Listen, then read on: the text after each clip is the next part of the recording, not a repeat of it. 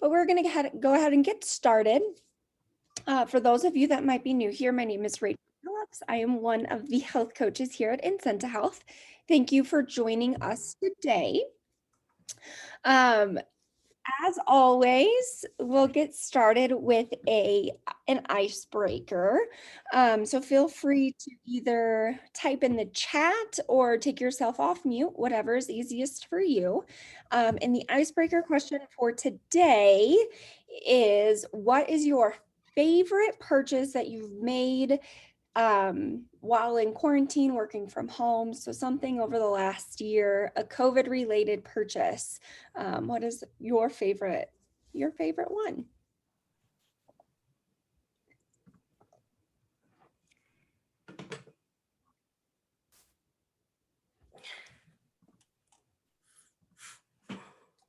Ooh, new couches. I love that. Anna, are they super comfy? Fancy masks, stationary bike, healthcare products on QVC. That's so much fun. A new home. Congratulations, Lori. Masks. Yeah, those are super fun. I have bought a whole lot of yoga pants. Nothing terribly fun. I did adopt a kitten, if you consider that a purchase. I fell into that trap. Anybody else have a fun or exciting purchase that they've made since the beginning of the pandemic?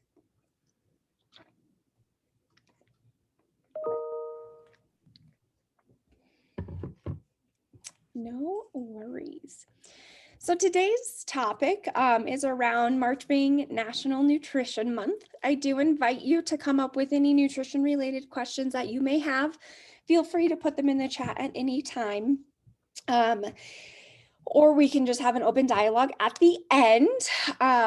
My background is in nutrition and dietetics. I hold 2 degrees in those fields. So I love talking about food and making it accessible for folks. So try me as hard as you can. I love looking into this stuff.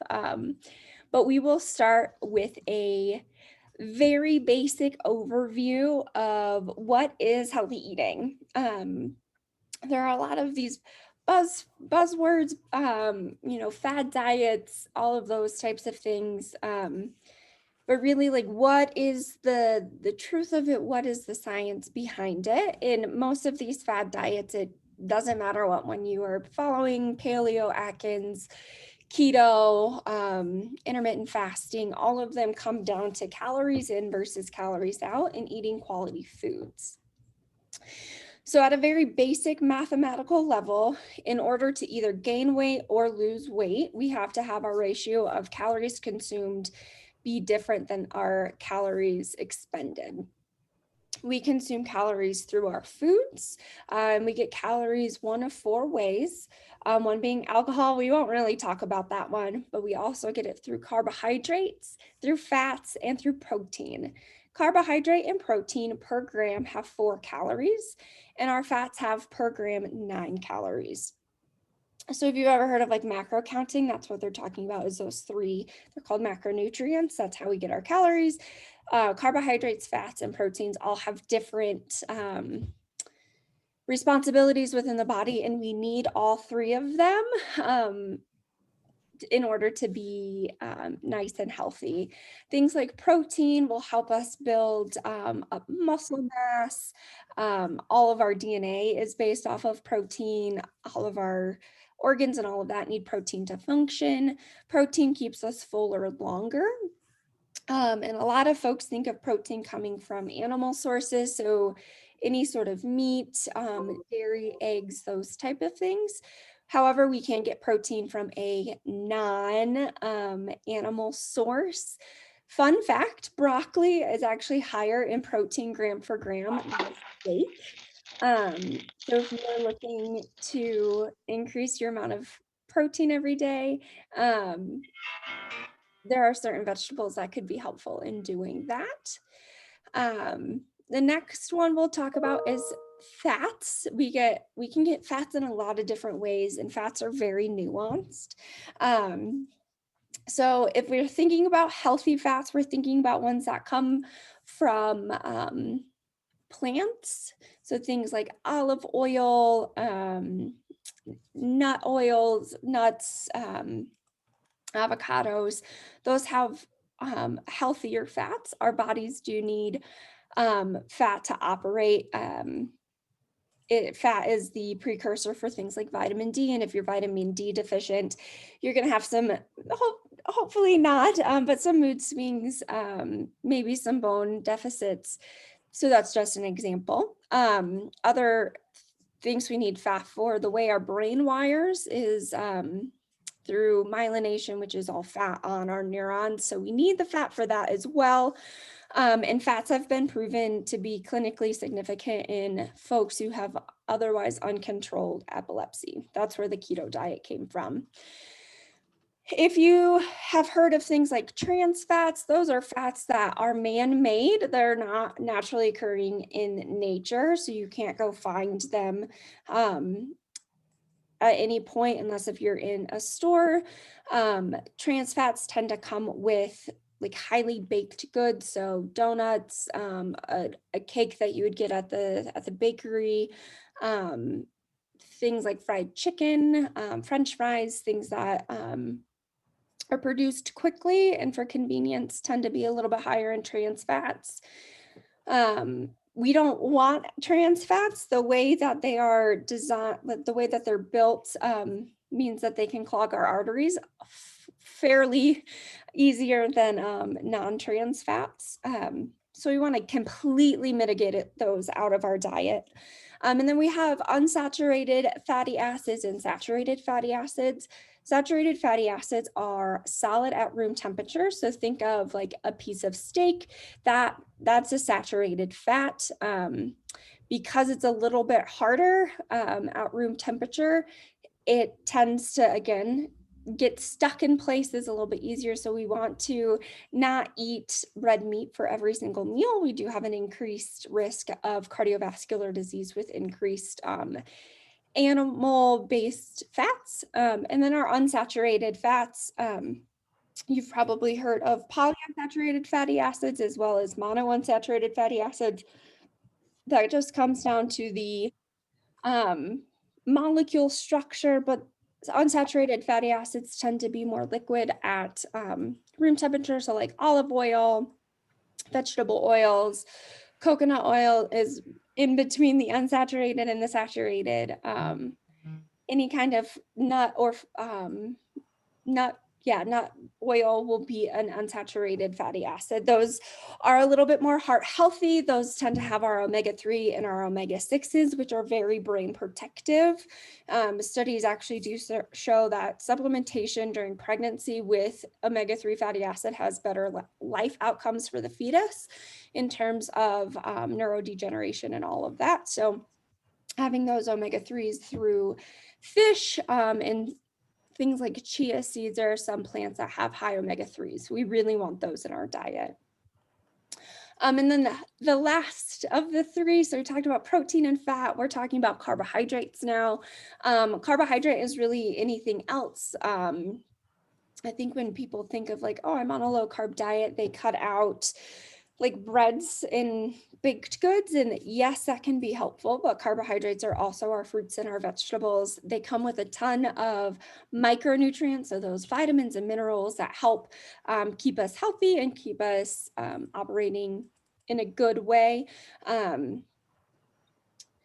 when we think about carbs, we want to think about the complexity of them. We want them to digest a little bit slower. So eating a piece of like white bread versus whole grain bread, the white bread's going to go through you pretty quick, and that whole grain bread is going to give you more fiber, which helps with regularity.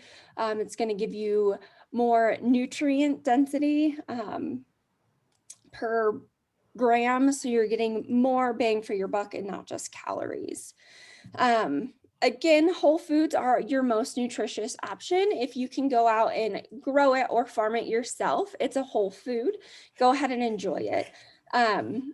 And it doesn't, so broccoli, for an example.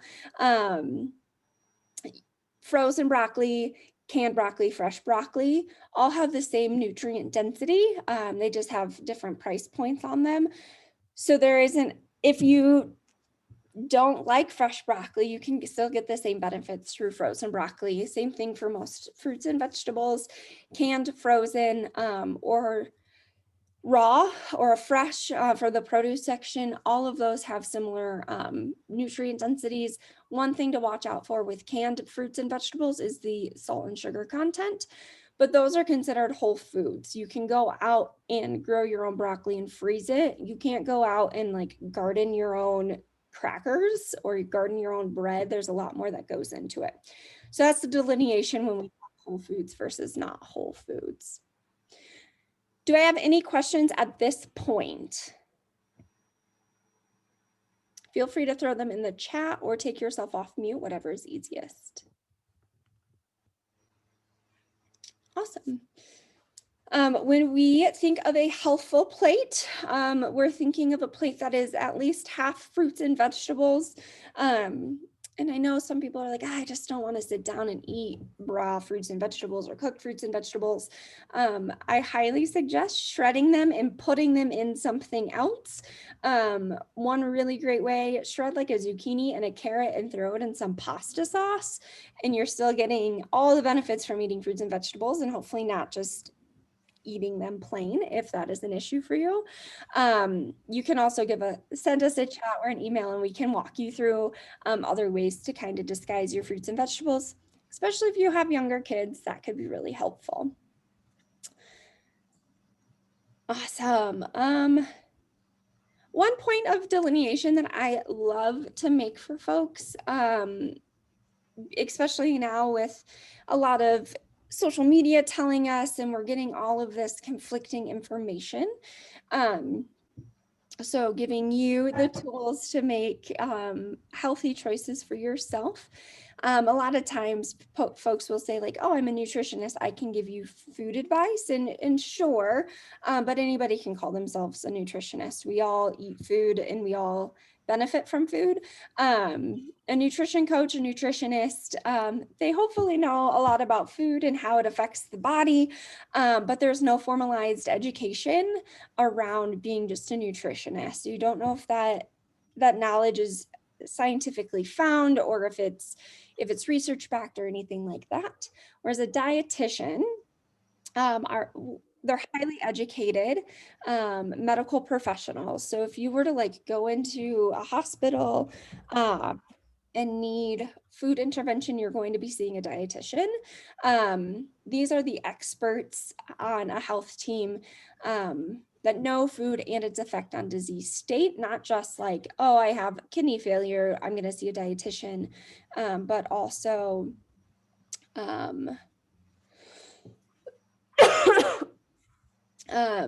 they're the folks that are going to be your best tool in your toolkit for losing weight and maintaining healthful outcomes through like type 2 diabetes, heart disease, those types of things. Dietitians also have a 4-year degree through an accredited program at a university. They then have to apply and match with a year-long internship. At the end of that internship, they're eligible to sit for a long credentialing test. And only after that, so 5 years of education and a test later, can someone call themselves a registered dietitian. That test is given through the Academy of Nutrition and Dietetics, ASEND as we call it, Academy of Accreditation on Nutrition and Dietetics. And in order to keep your license as a dietitian, as a registered dietitian, you have to do continual education, much like doctors and nurses. And then coming in 2024, all new dietitians must have at least a master's degree or above in order to be practicing. So by 2024, your dietitian will have at least 7 years of education underneath them. So hopefully that helps delineate the difference between a dietitian and a nutrition coach. And when you see fad diets and things like that on Instagram or Facebook or wherever you get your social media, hopefully you can kind of tease apart, is this a nutritionist telling me something that's going to get more likes, or is this a dietitian founded in science? Melanie asked, are red, green, and yellow peppers considered a fruit or vegetable, and are they good for you? So I do believe peppers are considered a fruit because of the seeds on the inside. And yes, they have a lot of vitamins and minerals for you. I don't remember what one, I think it's red, have a ton of vitamin C in them. They'll give you some fiber and they're pretty low calorie. So if you are looking for a quick and easy, tasty snack, bell peppers are absolutely a great way to do that. Throw on some hummus or peanut butter, whatever you like to dip your things in, and you have like a complete, hopefully, snack that can get you through that 2 o'clock slump. Thanks, Melanie. Awesome. So this is your time. If you have any questions around food and nutrition, feel free to put it in the chat or take yourself off mute, and we can go through those.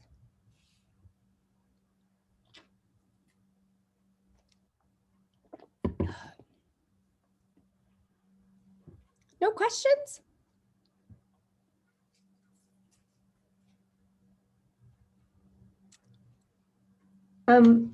Maybe you did this before I came on, but can you sort of discuss some of the relative merits or relative, red flags regarding meat other than poultry, and like lamb and beef and bison and those types of things? Yeah, absolutely. So all of those are considered red meats. The only white meats are chicken and turkey. And red meats come with a little bit higher of a disease state risk. Not meaning that if you go out and eat a steak, are you guaranteed to get, a chronic health condition? But the red meats tend to be a little bit fattier, and they have those saturated fatty acids in them. So they're harder at room temperature, meaning that they're going to harden in us a little bit more. And that's what causes those plaques within our arteries and veins. I don't think they're actually in arteries. And that's what causes heart disease and things like that. So when considering your meat choices, we always do say lean meat. So chicken, turkey that has less fat in it, fish, things like that. They just tend to have a lower fat content than red meats. And I would encourage everybody to not eat meat at all meal times. There's really no biological purpose for us to eat that much meat or protein. So just being mindful about your portions. And I think too, with meat, we can sit down and eat like a 12 to 18 ounce steak or whatever it could be, and that's just way too much portion control wise. So when we're thinking about eating meat, we want to think about a serving about the size of our palm. That's 3 to 4 ounces, and that is considered a healthful portion. Does that make sense, Tina? Did that help answer your question? Yeah, I have a lot of red meat eaters in my family, so I do end up cooking it, and I'm just curious, like how many times a week should I try to hold our red meat intake to if some of us are trying to lose weight or watch our cholesterol or are pre-diabetic? Yeah. I would say like no more. If you're going from a family of full of meat eaters, maybe Yes. back down to once per day. We tend to have binging effects if we cut things out completely. That's just how the human psyche works.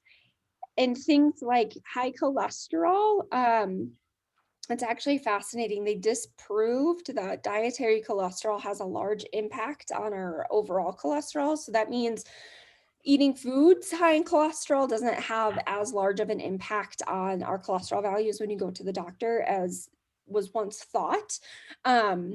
We actually have more success with reducing our cholesterol through increasing our physical activity and mitigating the amount of high fructose corn syrup in our diet. High fructose corn syrup comes from literally everything. It's in condiments, it's in bread. It's not bad on its own necessarily, but we eat it in such a high quantity now that the way that we metabolize sugars and fats, high fructose corn syrup says, I don't want to listen to this whole system. So it goes first. So you have sugar just like hanging out in your system and then fat hanging out in your system. So that would increase our A1C, increases our type 2 diabetes risk, as well as increases our cholesterol. So Tina, if you're concerned about cholesterol and diabetes prevention, I would say absolutely decrease that meat a little bit because that will be heart protective, but at the same time, increase the amount of activity. And it doesn't have to you don't have to start running marathons. Even just like walking around your block for 20 to 30 minutes every day will have a healthy, positive effect. Thank you. Of course. Anna asked, what is intermittent fasting about? Is it still efficient for losing weight? Can you still eat everything, unlike the Atkins diet, for example?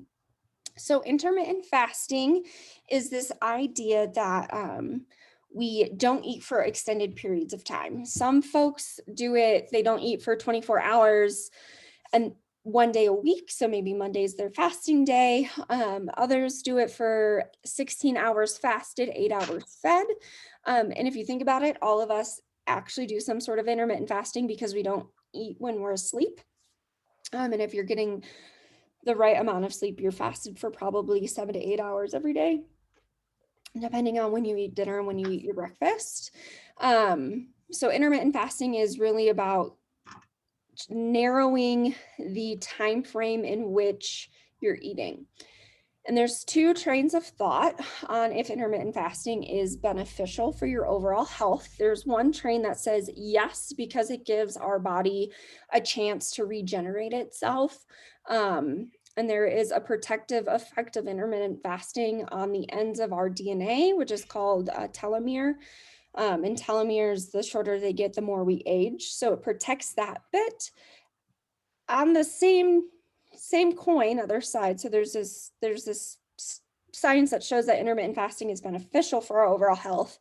But on the other side, intermittent fasting for some folks is also considered an eating disorder or a disordered eating habit, because we're forcing ourselves to not eat. We're starving ourselves for a period of time, and then eating during a shortened period of time. So depending on what side of the coin you're on and where you're at with your own eating and your relationship with food, intermittent fasting could be a big benefit. Folks do tend to lose weight. It's not necessarily because of the time of day that they're eating or the day that they're choosing to fast, but folks tend to eat fewer calories if they are intermittent fasting, and fewer calories versus calories expended means that we're losing weight. And with intermittent fasting, yes, you can, as far as I know, there aren't any foods that are off limits.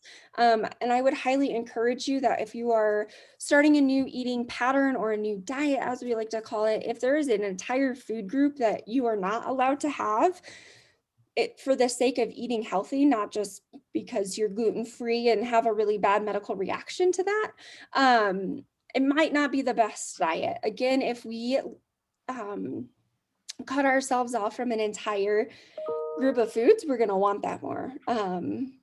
If I were to tell you, like, you can't have chocolate for the rest of the week, you're probably going to think about chocolate all the time.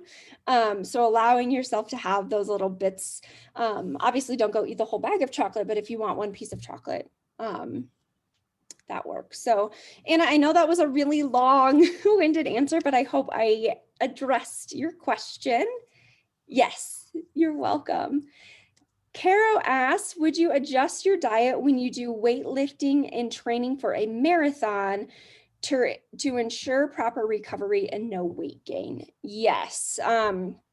You're going to be increasing your caloric output if you are training heavily for anything. So you'll want to increase your caloric intake, but you don't want to increase it too much or you get to that point where you are gaining weight. And that really depends on who you are as a person, your age, your gender. There's a lot more factors that go into it. but adjusting that diet, increasing the amount of protein, and then those complex carbs, those help our muscles recover as well. And Carol, I can connect with you offline if you want more targeted advice. That's a little bit more tailored to you and your direct situation. Francine asks, what are the health benefits of apple cider vinegar supplements? And that's actually a really good question.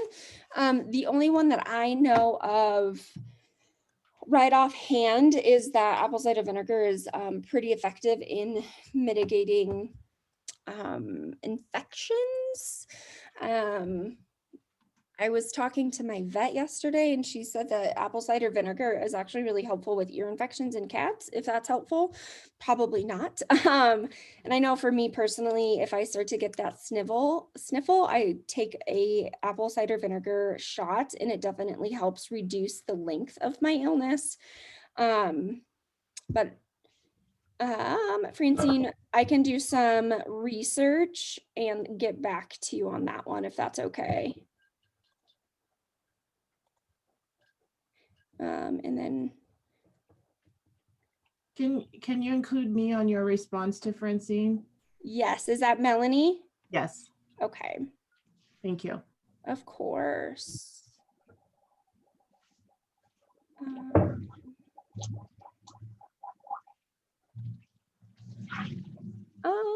Amber asks, I've had pretty good luck with eating fewer calories with intermittent fasting, but sometimes have issues with blood sugar.